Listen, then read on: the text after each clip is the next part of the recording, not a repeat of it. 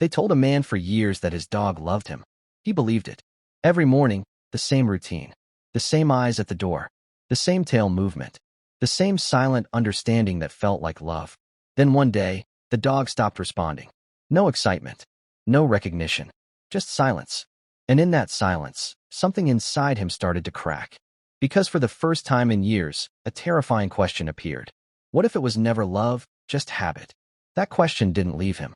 It followed him into research papers, into neuroscience labs, into brain scans of animals who never speak, but somehow understand everything. And what he discovered didn't just change how we see dogs. It changed how we see attachment itself. Because here's what nobody tells you. Your dog doesn't choose you the way you think. They don't rank you like a favorite person list. Their brain is constantly running one hidden calculation. Who feels safe without trying to be safe? Not who feeds them more, not who pets them more, not even who they spend more time with, but who their nervous system can predict without effort. Predictability becomes safety. Safety becomes attachment. And attachment feels like love, but it starts somewhere colder and deeper. Now here's where it gets unsettling. In controlled behavioral studies, dogs were placed in unfamiliar rooms with two humans. One was their owner. One was a friendly stranger. Neither helped. Neither spoke. They just existed in the space. And something strange happened. The dogs didn't just prefer their owners. They became braver around them. They tried harder. They explored longer.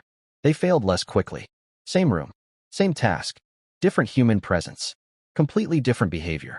Because the owner wasn't helping them. They were regulating them. Just being there was enough to change the dog's internal state. Scientists call it a secure base effect. But what that really means is this. Some beings don't make you obey. They make you feel safe enough to try. And that changes everything. But the real shock came later. When researchers looked deeper into the brain, into reward systems, into the part that decides what matters more, food or connection. And they found something that shouldn't exist so clearly in another species. When dogs were shown food versus their human's voice, some dogs didn't just prefer the human. Their brains lit up stronger for the human than for food itself. Not loyalty, not training. Something closer to prioritization at a neurological level. As if the brain had rewritten its reward hierarchy. Food is survival, but presence became meaning. And that's where the story stops being about dogs and starts becoming about you. Because the same system that decides safe person in a dog exists in humans too. You just don't notice it happening. You think attachment is loud. It isn't. It's who you unconsciously track in a room. It's whose absence you feel before you realize they left. It's whose tone changes your nervous system without explanation. And if you've ever wondered why your dog sometimes chooses someone else in the house, the answer is uncomfortable but simple. They are not choosing love. They are choosing regulation. Now here's the part that almost nobody likes to hear.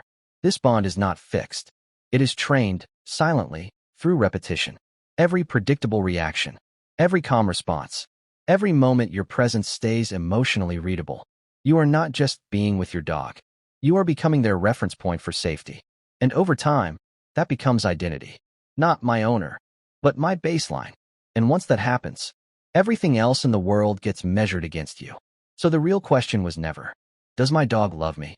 The real question is, does my nervous system feel like home to them? Because in the end, dogs don't follow authority. They follow clarity. And clarity feels like love to a brain that's always scanning for danger.